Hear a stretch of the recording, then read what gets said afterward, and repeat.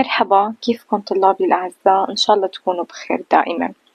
اليوم رح نكفي شرح بقواعد اللغة الإنجليزية للصف التاسع، ورح نبدأ اليوم بشرح قاعدة الوحدة الثانية يلي بتحكي عن زمن present perfect الحاضر التام. طبعا شكل زمن الفعل بالحاضر التام هو عبارة عن has plus past participle or تصريف ثالث للفعل. طبعا بنعرف نحن انه الضمائر يلي بتيجي مع have هي I, we, you, they، او اذا كان الفاعل plural noun اسم جمع، بينما has بده يكون الفاعل singular noun اسم مفرد بالإضافة للضمائر he, she, it. طبعا زمن الحاضر التام present perfect هو زمن يربط الماضي بالحاضر، يعني هو بيعبر عن حدث وقع في الماضي ولكن له تأثير أو صلة طبعا بالوقت الحالي أو الحاضر.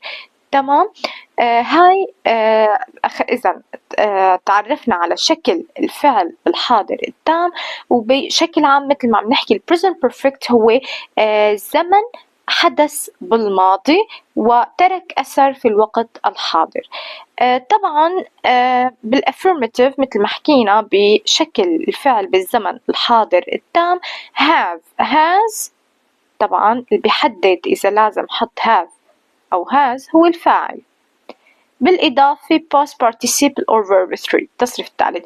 مثلا انتبهوا على هذا المثال، الفاعل هون هو I بتاخد have، التصريف الثالث من try he tried. sushi قد جربت سوشي، هون الزمن أنا جربته بالزمن الماضي والنتيجة إني أنا I have tried sushi، قد جربت أكل السوشي. طبعا بنيجاتيف لأنفي الزمن الحاضر التام فهو we add not to have or has، يعني ال have بتصير haven't، has hasn't، بيجي الفعل دائما past participle أو تصريف ثالث. I haven't tried sushi yet. طبعا بحالة ال question أو كيف نشكل سؤال، هي بدها تكون بآخر الدرس بنشرح كيف بيتم تشكيل السؤال بالزمن الحاضر التام. هلأ رح ننتقل على اليوسج، على استخدامات الحاضر التام. طبعا نحن بنستخدم الحاضر التام to talk about actions that happened at an indefinite time in the past.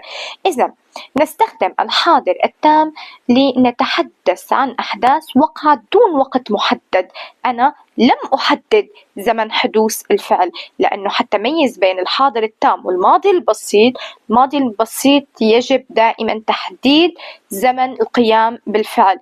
For example مثلا عندي I watched TV yesterday، أنا استخدمت I watched، إجا الفعل بالزمن الماضي البسيط لأني حددت إمتى قمت بالفعل I watched TV yesterday. بينما لما بدي أحكي حاضر تام فما بحدد زمن حدوث الفعل، بقول I have watched TV، قد شاهدت التلفاز، بدون ما أحدد زمن حدوث الفعل. إذن أحداث وقعت دون وقت محدد. تمام؟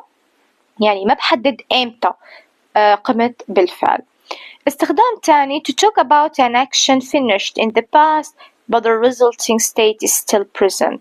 هون عم بحكي عن أفعال أو أحداث حدثت في الماضي، تمام؟ وطبعا تركت النتيجة في الوقت الحاضر. مثال I have lost my pen، الفعل هون عندي هو have lost. طبعا التصريف الثالث من lose هو lost. I'm unable to do my exercise، لأني أنا قد أضعت القلم فأنا غير قادر على أني أعمل الإكسرسايز، هلا التمرين.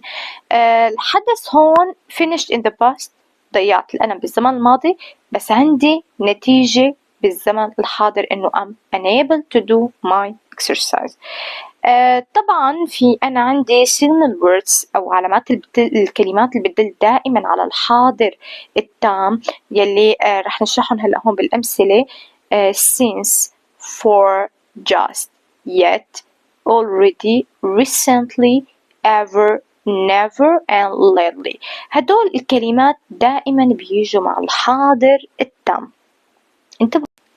طبعا هلأ رح ننتقل لتوضيح الفرق بين استخدام since, for and yet، يلي هدول الكلمات اللي دائما حصرا بيجوا مع الحاضر التام present perfect.